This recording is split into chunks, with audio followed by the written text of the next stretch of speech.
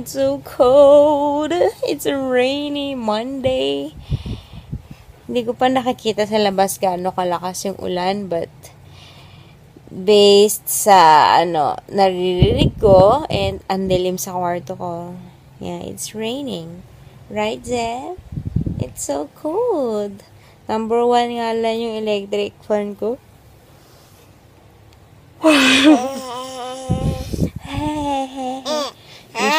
Usually number 2, tas naka-steady pa yung electric fan. Ngayon, pinaikot ko na, tapos number 1, tas ang sarap pag-kumot. Oh my goodness. Pero hopefully, huwag na lumakas yung ulan, yung bagyo. I don't like it.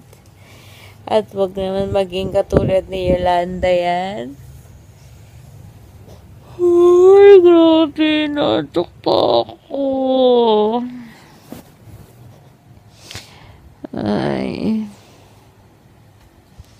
Aga nagising ni Zeb eh. Zeb? Zeb? Ay.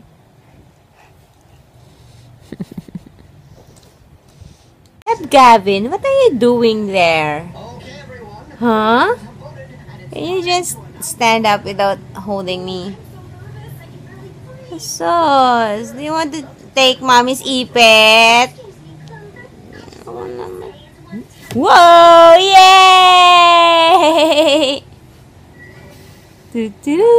Whoa! Huh! Huh! Huh! Ow! Ow! That's not funny. Kiss. Kiss. Oh, sorry naman. Kiss. Wipe, wipe, wipe, wipe, wipe, wipe. Ah, kiss mommy. Kiss. Can you see this? No. Kiss. Kiss na, please. Natutulala ka na. Kiss. Not today, mommy. Hey. I just finished cooking sinigang na. It's raining. Can you see? No, you can hear. Sinigang na buto-buto. Actually, bumili si mama ng pagkain ni Greenwich. Dapat yun na lang, pero gusto ni Papa ng totoo, ng kanin. So, napaluto pa. Mamaya na lang merienda. Let's eat na! I'm hungry! Tapos na maligo ang bata, even though it's so cold. But he needs to take a bath. Pero, ako parang tinatamad maligo.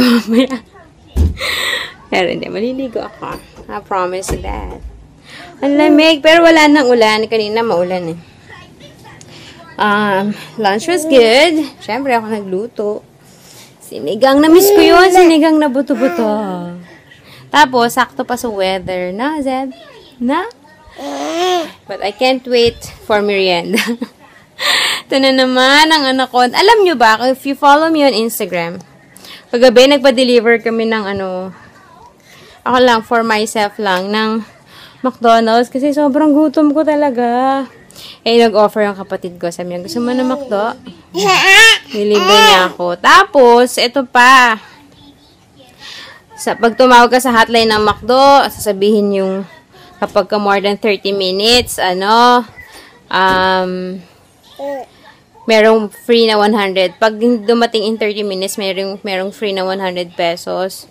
Tapos, yung pa lang sa, pa lang yun sa automated machine pa lang. Parang yun yung announcement. Tapos, nung kinausap ko din, sinabi niya pa yung time, 10:53, nung natapos yung usapan namin, sabi, in 30 minutes daw, nasa gate ng subdivision. Paano ko malalaman kung nasa gate na namin, di ba? Anyway, dumating siya 11:44. Nainis na nga ako eh. Ganda namin pang palusot kesyo sa ganito ganyan. Hindi ito sarado yung gate sa likod. Is that my fault? Eh, syempre, tuloy nyo yung sinasabi nyo. Tingnan yung bata, inuhubaran ako. Inuhubaran ako ng bata. Oh. Ano to? Dapat tubadin nila yung sinasabi nilang 30 minutes. So, tapos, nagbilin pa ako. Sabi ko, pakisabi niyo sa magde-deliver, or ilagay sa notes na, okay, ready ka. Ilagay sa notes na, wag na mag-doorbell, kasi baka magigising pa yung mga mama at papa ko, or pati nga si Zeb, magigising, minsan kasi. So, ayun. Okay daw, sige, hiningi pa nga yung cellphone. Sabi ko, i-text na lang ako pag nandyan na. Hiningi yung cellphone number ko. Tapos, late na nga dumating. Aba, nag-doorbell pa. Nagising pa si Zeb. Pero, buti, nag-ingit lang siya ng konting iyak, tapos natulog ulit. Tapos, hindi na masarap yung order ko. Malamig na, yung burger. Buti na lang, nag-twister fries ako, so hindi siya ganun kalasog, medyo crunchy pa din. But yeah, tapos sabi ko, so asan na yung 100 pesos ko? Late kayo, ganyan-ganyan. Si kuya, alam mo yung parang kakamot na lang ng ulo. Mainit na nga ulo ko kasi narinig ko si Zeb umiyak nung palabas na ako ng pinto. Sabi ko, sige, tatawag ko na lang. Yung kapatid ko yung tumawag. Kagabi, sabi, i-call back namin kayo, i-coordinate lang muna dun sa store. Hindi naman nag-call back kagabi. So, sabi ko sa kapatid ko, tawagan. Diba, nakakainis kasi. Nagkaganon-ganon silang marketing, di naman nila matupad. Anyway, back to the topic. Ayun nga, may anaconda ako sa tiyan. Pinost ko yun sa Instagram ko kagabi. 11, ay hindi, late yung orasan. 11:30 yung katabi na clock pero dumating sila 11:44. Anyway, ayun. So, excited na ako for merienda. Yun lang yung whole point ko. Mamaya, hindi na masarap yung pizza. Hindi na mainit. Tapos, yung mga pasta. Pero, mamaya. Siguro it's already 1:45. Siguro mga 3, kain tayo ulit. Yun lang, daldal ko. Ang sarap dumaldal pag hindi ako napuputol-putol sa phone. Pag maraming memory. Sige, yung bata, busy na. Bagong ligo na ako. It's 4:15, pero grabe, parang, hindi pala. Dito lang pala mukhang madilim. Pero doon, okay lang. Pero umuulan. But, nothing can stop me from having merienda. So, let's dig in. Well, iinit ko pa siya kasi malamig na. Init ko na sa oven. Tapos, may carbonara. And then, after this, I'm gonna bake, apple pie. Kasi, mama ko, ang dami-dami biniling apple. Kasi yung kapatid ko, nagda-diet, diba? Puro apple lang kinakain niya sa gabi. Kaso, sobrang dami. Mabubulok lang yun. So, sabi ko, ibibake yung iba. Gawin kong apple pie. May nakita akong recipe sa Pinterest. So, yeah. I'll show you later. But first, let me eat. Okay? Nakalimutan ko na pala i-vlog. But I'm baking that apple pie that smells so good. We'll see if that's a success. Zeb is still sleeping. I'm done with merienda. And I'm having, on this very cold night, cold.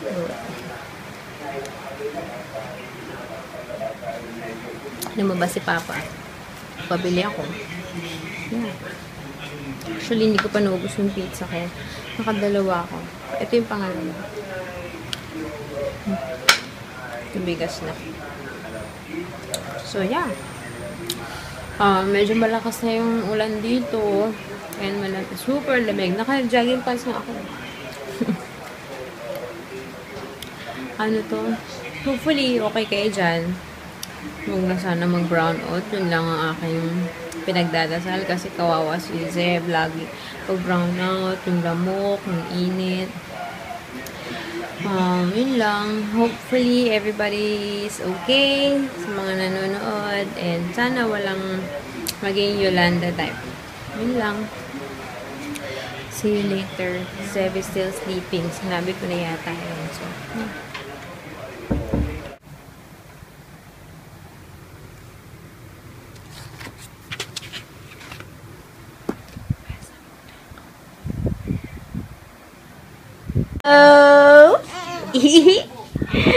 Naka-long sleeve yan because it's cold. Pero walang pambaba. Okay lang naman dito sa kwarto ko. Number 1, electric fan. Still manageable. Although si Mami naka-pajama, pero naka-sleeveless. Is that funny? Is that funny, Zeb? We just finished dinner. I had pinapanood ako ni Zeb. Usually kasi pag nagsasaing ako sa tanghali, hanggang gabi na yon. So, pagka 6 o'clock, iinitin na lang, i-on ko na lang ulit yung rice cooker. Tapos, 7 o'clock na. Ha? Ano? 7 o'clock na, tinawag ko na sila mama na kain na. Hindi ko sinilip yung rice cooker kasi sinaksa ko lang para uminit. Nung ayun na, kukuha na ng kanin. Nakita ko konti na lang pala yung kanin, pang isang tao na lang.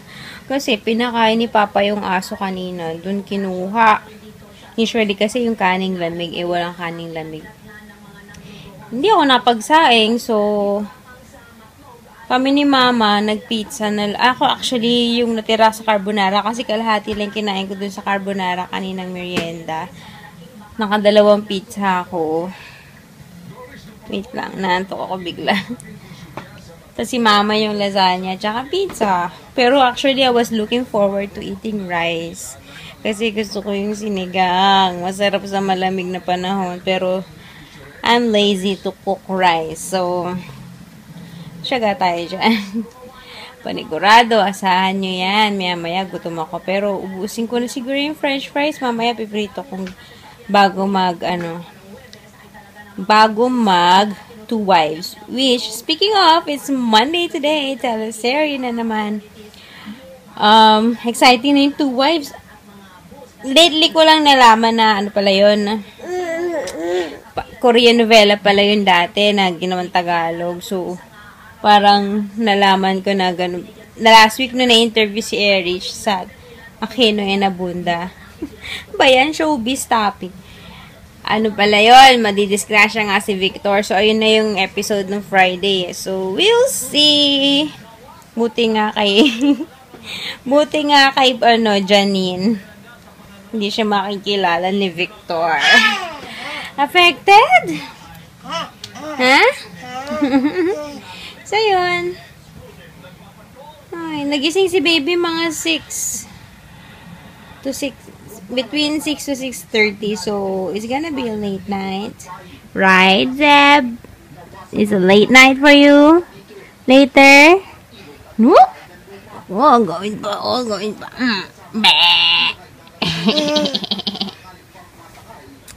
Yun lang. So, yeah. We will see you again later. Taking a video of you? No, I'm not taking a video. Just sit down. Continue what we're doing. Okay ko. Let's continue what we're doing. Come on. Oh, see? I'm gonna scratch it. Okay? Look. See, may kagat ka dyan ng langgam. Ay. I don't even know if langgam or lamok. Tutulala siya kasi nakamat ka. Kanina pa siya nakatulala nung pinakamat ko. Ganyan ko lang. Tapos parang matutumba-tumba pa. Sarap na sa kasama. Ay, naka. Tuntua si Mami doon. Nakakatawa as in, like, ang tagal. Ang tagal niyang nakatulala habang ginaganon-ganon ko. Tapos nakatitig lang siya. Tapos parang tutumba-tumba na siya. Para inaantok siya doon sa ginagawa ko. Tapos nung tatry ko ng i-vlog, aba, alam niyang i-vlog ko siya. Ayaw. Sayang, di ko nakunan. Tagal namin gagaganon lang. No way. Tignan mo yan. What is that? Can you show them? What is that? This is a train. Choo-choo. Choo-choo. Aray ko. Oh, fail. Sakit. You hit my eyes. Eye lang pala. What are you gonna say? Say sorry, mommy. Say sorry, mommy. Kiss. Can I have a kiss? Can I have a kiss? Can I have a kiss? Jab, here. Aray. Aray. Ouch. Hubaran na naman ako. Uhubaran na naman ako. Hinuhubaran ako. Kiss.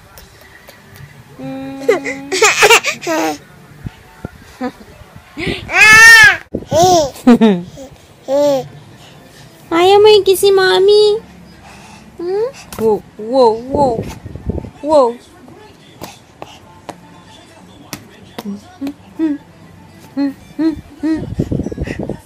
Aray ko.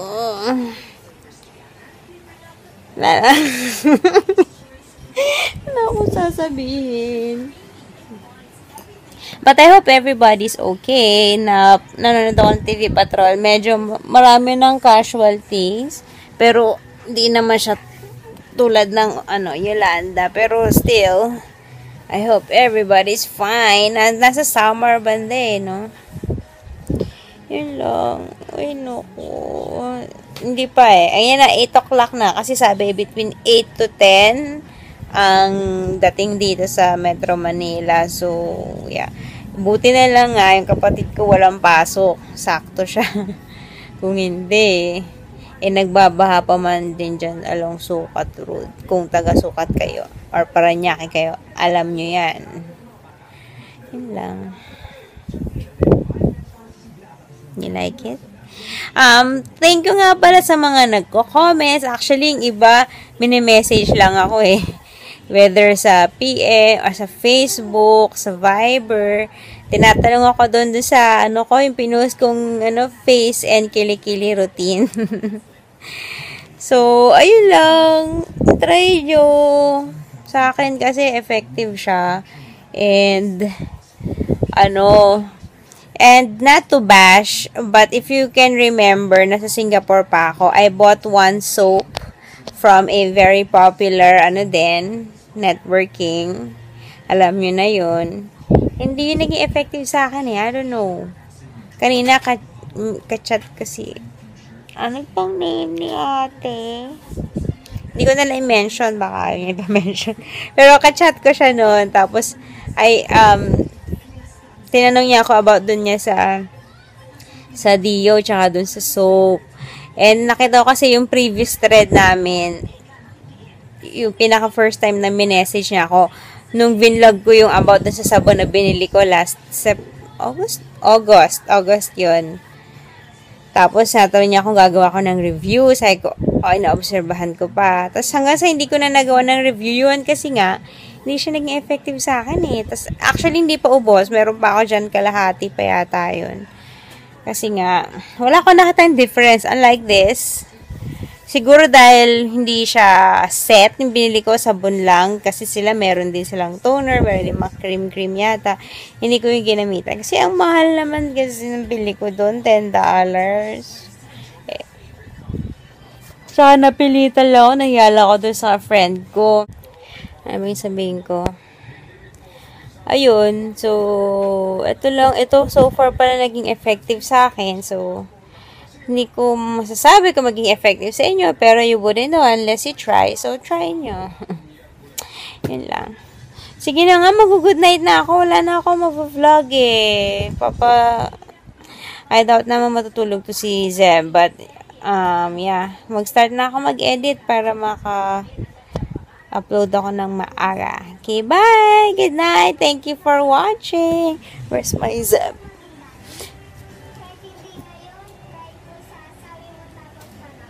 Zeb, can you put that bra back in the laundry basket? Dead matter. So, bye! Good night! Good night, Zeb! Tell them to come back tomorrow.